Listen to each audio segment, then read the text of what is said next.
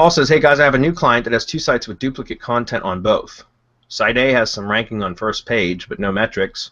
Site B has good metrics, but no ranking. So my question is, if I take Site A down, will the simple 301 redirect to Site B fix the problem of duplicate content and save the ranking on Google? Well, yeah, I'm not sure. I'd have to, Paul, without looking at both of the sites,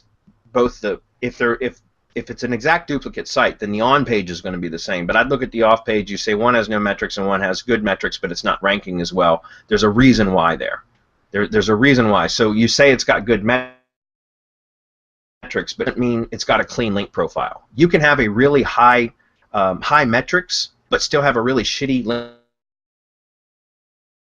link profile. Could be what's causing it not to rank. But just so you know, when you do a 301 redirect, the site that you're redirecting is no longer indexable. So it will absolutely clear any duplicate content issues because that page disappears in Google's eyes. It gets redirected, if that makes sense.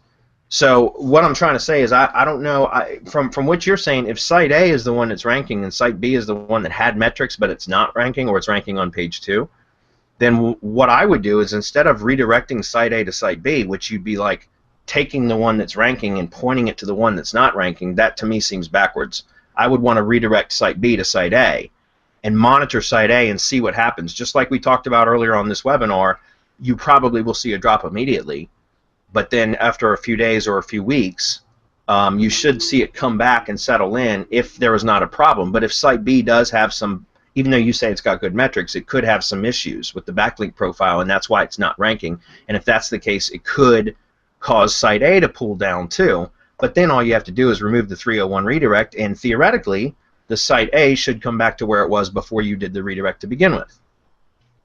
Right?